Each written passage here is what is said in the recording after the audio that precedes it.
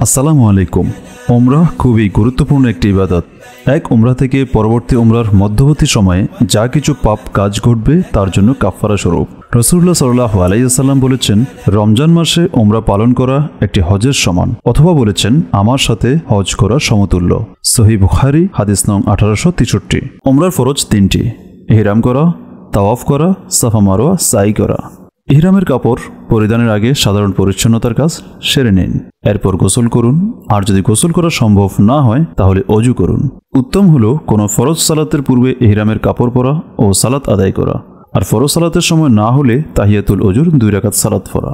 যখন মিকাতের কাছাকাছি পৌঁছাবেন আপনি মনে মনে বলুন লাব্বাইকা উমরাহ, অথবা আমি উমরাহ করার জন্য হাজির, কিংবা বলুন আল্লাহুম্মা লাব্বাইকা উমরাহ। এবার সশব্দে তালবিয়া পাঠ করুন এবং মসজিদে হারামে তাওয়াফ শুরুর আগ পর্যন্ত এই তালবিয়া পাঠ চলতে থাকবে। لبيك اللهم لبيك لبيك لا شريك لك لبيك إن الحمد والنعمة لك والملك لا شريك لك। এবার তাওয়াফের জন্য প্রস্তুতি নিন। তাওয়াফের পূর্বে পরিষ্কার পরিচ্ছন্ন ও পবিত্র হওয়া আবশ্যক। তাওয়াফের সময় অবশ্যই ওযু থাকতে হবে। প্রথমে ডান পা দিয়ে মসজিদুল হারামে প্রবেশ করুন এবং এই দোয়া পাঠ করুন: বিসমিল্লাহি ওয়াসসালাতু ওয়াসসালামু আলা রাসূলিল্লাহ আল্লাহুম্মা ইফতাহ লি আবওয়াবা রাহমাতিক। উমরাহ নিয়তে মসজিদুল হারামে প্রবেশ করলে তাহিয়াতুল মসজিদ সালাত আদায় করার প্রয়োজন নেই। তাওয়াফ শুরু স্থানে অর্থাৎ হাজর আসওয়াদ কর্নার যাওয়ার আগে শুধু পুরুষরা তাদের ইহরামের কাপড়ের এক প্রান্ত ডান বগলের নিচ দিয়ে নিয়ে বাম কাঁধের উপর নেবেন এবং ডান কাঁধ ও বাহু উন্মুক্ত করে দিবেন। একে বলা হয় ইত্তিবা। 7 চক্করেই এমনটি করা সুন্নত। মহিলাদের কোনো ইত্তিবা নেই। এই ইত্তিবা শুধুমাত্র উমরার তাওয়াফ এবং তাওয়াফে কুদুমের সময় করতে হয়, আর অন্য কোনো তাওয়াফের সময়ের জন্য ইত্তিবা করা প্রযোজ্য নয়। তাওয়াফকারীদের সাথে চলতে চলতে হাজরে আসওয়াদ বরাবর এসে লক্ষ্য করুন। হাজরে আসওয়াদের কোণ বা কর্নার বরাবর মসজিদুল হারামের দেওয়ালে সবুজ রঙের আলোর বাতি দেওয়া আছে। এই সবুজ বাতি ও হাজরে আসওয়াদের কোণ বরাবর পৌঁছলে বা তার একটু আগে সম্ভব হলে একটু থেমে বা চলতে চলতেই হাজরে আসওয়াদের দিকে মুখ করে ডান হাত উঁচু করে হাজরে আসওয়াদের দিকে সোজা ধরে বলুন বিসমিল্লাহি আল্লাহু আকবার। তাকবীর বলার পর আপনার ডান হাত নিচে নামিয়ে নিন ও কাবাকে বামে রেখে ডান দিকে রমল করে চলতে শুরু করুন। রমল হচ্ছে দ্রুত কদমে বুক টান করে বীরত্ব প্রকাশ করে হাঁটা। এই রমল করা শুধুমাত্র উমরার তাওয়াফ ও তাওয়াফে কুদুমের জন্য প্রযোজ্য, আর অন্য কোনো তাওয়াফের সময় রমল করতে হয় না। চতুর্থ চক্কর থেকে আপনি আবার স্বাভাবিকভাবে হাঁটতে শুরু করবেন। মহিলাদের কোনো রমল নেই। প্রথম চক্কর শেষ করে হাজরে আসওয়াদ কর্নার পৌঁছার পর আবার আগের মতো দূর থেকে ডান হাত উঁচু করে তাকবীর দিয়ে দ্বিতীয় চক্কর শুরু করবেন। এক্ষেত্রে শুধু মনে রাখবেন বিসমিল্লাহি আল্লাহু আকবার না বলে শুধু বলবেন আল্লাহু আকবার। এমনটি পরবর্তী সকল চক্করের শুরুতে বলবেন। হাজরে আসওয়াদ পাথর চুম্বন করে তাওয়াফ করা শুরু করা উত্তম ও এমনটি করা সুন্নাত। তবে যদি চুমু খেতে না পারেন তাহলে ডান হাত দিয়ে পাথরটি স্পর্শ করে আপনার হাতে চুমু দিয়ে তাওয়াফ শুরু করতে পারেন।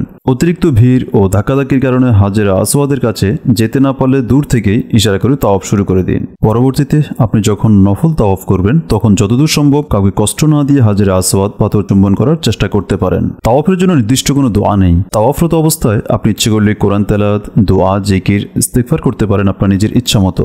তাওয়াফরত অবস্থায় প্রতি চক্করে ইয়েমেনি কর্নারে পৌঁছানোর পর আপনি ডান হাত অথবা 2 হাত দিয়ে কাবার ইয়েমেনি কর্নার শুধু স্পর্শ করবেন। এমনটি করাও সুন্নত। রুকন ইয়েমেনি হচ্ছে হাজরে আসওয়াদের আগের কর্নার। তবে ভিড়ের কারণে এটা করা সম্ভব না হলে কোনো সমস্যা নেই। এখানে চুম্বন করবেন না কিংবা আল্লাহু আকবারও বলবেন না। প্রত্যেক চক্করে ইয়েমেনি কর্নার থেকে হাজরে আসওয়াদ কর্নারের মাঝামাঝি স্থানে থাকাকালে এই দোয়াটি পাঠ করা মুস্তাহাব ও সুন্নত। দোয়াটি হচ্ছে রব্বানা আতিনা ফিদ দুনিয়া হাসানা ওয়া ফিল আখিরাতি হাসানাতাও ওয়া কিনা আযাবান নার। তাওয়াফের সময় যদি অজু ভেঙে যায় তখন সম্ভব হলে মসজিদের ভেতরে দ্রুত অজু করে আবার তাওয়াফ শুরু করবেন। যেখানে শেষ করেছিলেন ঠিক সেখান থেকেই আবার শুরু করবেন। কিন্তু যদি বেশি সময় ক্ষেপণ করে ফেলেন বা বাইরে অজু করতে যান তবে আবার পুনরায় নতুন করে তাওয়াফ শুরু করা উত্তম। কয়টি চক্কর শেষ করেছেন, 3টি না 4টি? এ নিয়ে যদি মনে কোনো সংশয় দেখা দেয় তাহলে 3টিকে অর্থাৎ কমটিকে সঠিক ধরে তাওয়াফ চালিয়ে যাবেন। 7 চক্করের 1 চক্কর কম হলেও তাওয়াফ সম্পূর্ণ হবে না। তাওয়াফ শেষে আপনি সম্ভব হলে মাকামে ইব্রাহিমের পেছনে যেতে পারেন। সম্ভব হলে মাকামে ইব্রাহিমের পেছনে দাঁড়িয়ে অথবা ভিড়ের কারণে সম্ভব না হলে মসজিদুল হারামের যে কোনো স্থানে 2 রাকাত সালাত আদায় করুন। এই সালাতের প্রথম রাকাতে সূরা ফাতিহার সাথে সূরা কাফিরুন এবং দ্বিতীয় রাকাতে সূরা ফাতিহার সাথে সূরা ইখলাস পড়া সুন্নাত, অথবা অন্য যে কোনো সূরা পড়তে পারেন। এবার জমজম কূপের পানির ট্যাপ অথবা কন্টেনারের কাছে গিয়ে পেট ভরে পানি পান করুন এবং কিছু পানি মাথায় ঢালুন। এমনটি করা সুন্নাত। এবার সাই করার পালা। সাফা পাহাড় থেকে শুরু করে মারওয়া পাহাড়ে হাঁটা শেষ হলে 1 চক্কর গণনা করা হয়। আবার মারওয়া পাহাড় থেকে সাফা পাহাড় হাঁটা শেষ হলে 2 চক্কর গণনা করা হয়। সাই সম্পন্ন করার জন্য এইভাবে 7 চক্কর হাঁটতে হবে, অর্থাৎ 7ম চক্কর শেষ হবে মারওয়া পাহাড়ে। সরাসরি সাফা পাহাড়ের দিকে রওনা হয়ে পড়ুন। সাফা পাহাড়ে যতটুকু সম্ভব উঠে বা কাছাকাছি পৌঁছে এই দোয়াটি শুধুমাত্র একবারই পড়ুন। ইন্নাস সাফা ওয়াল মারওয়াতা মিন শাআইরিল্লাহ। নিশ্চয়ই সাফা ও মারওয়া আল্লাহর নিদর্শন সমূহের অন্যতম। এবার কাবা শরীফের দিকে মুখ করে কাবার দিকে 2 হাত উঠিয়ে আপনার সামর্থ্য অনুযায়ী দোয়া পড়বেন। দোয়া শেষ করে মারওয়া পাহাড়ের দিকে চলতে শুরু করুন। সাফা থেকে মারওয়া পায়ে হেঁটে অথবা হুইল চেয়ারে করে যেতে পারেন। সাই করার সময় তাওয়াফের মতো দোয়া করতে পারেন। সাফা পাহাড় থেকে কিছু দূর এগুলেই উপরের ডানে ও বামে সবুজ আলোর বাতি দেখবেন। এই সবুজ আলোর জায়গাটুকুতে শুধু পুরুষরা আস্তে আস্তে জগিং করার মতো দৌড়াবেন। সবুজ আলো অতিক্রম করার পর আবার স্বাভাবিকভাবে হাঁটতে পারেন। সাই করার সময় যতবারই এই সবুজ আলোর জায়গার মধ্য দিয়ে যাবেন ততবারই জগিং করার মতো দৌড়াবেন, কিন্তু মহিলারা এখানে দৌড়াবেন না, স্বাভাবিকভাবেই হাঁটবেন। সবুজ আলোর জায়গাটুকুতে দৌড়ানোর সময় এই দোয়াটি পড়ুন, রব্বিগফির ওয়ারহাম ইন্নাকা আনতাল আ'আজ্জুল আকরাম।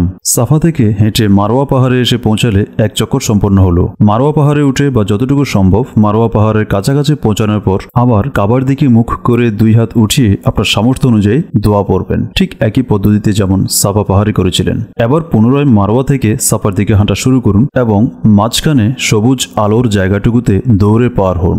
মারওয়া থেকে হেঁটে সাফা পাহাড়ে পৌঁছলে 2 চক্কর সম্পন্ন হলো। এভাবে আরো 5 চক্কর সম্পন্ন করার পর মারওয়া পাহাড়ে এসে সাই শেষ করবেন। সাই করার সময় কোনো সালাতের ইকামত হলে সঙ্গে সঙ্গে সালাত আদায় করে নেবেন এবং যেখানে শেষ করেছিলেন সেখান থেকে ফের শুরু করবেন। সাই শেষ করে মসজিদুল হারাম থেকে বের হওয়ার সময় বাম পা আগে দিয়ে বের হন এবং এই দোয়াটি পাঠ করুন, আল্লাহুম্মা ইন্নী আসআলুকা মিন ফাদলিক।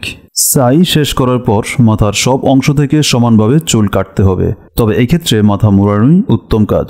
মহিলারা 1 আঙ্গুলের 1/3 অথবা 1 ইঞ্চি পরিমাণ চুল কেটে ফেলবেন। নাপিতকে ডান দিক থেকে চুল কাটা শুরু করতে বলুন। মহিলারা বাসায় একে অপরের চুল কেটে দিতে পারেন। এবার ইহরামের কাপড় খুলে ফেলবেন ও গোসল করে নেবেন। আপনার ইহরামের সকল নিষেধাজ্ঞা শেষ হলো, আপনার উমরাও সম্পন্ন হলো। আলহামদুলিল্লাহ, এখন আপনি সাধারণ পোশাক পরতে পারেন। আল্লাহ তাআলা যে আপনাকে উমরা সম্পন্ন করার তৌফিক দান করেছেন সেজন্য তার দরবারে কৃতজ্ঞতা জানান। لبيك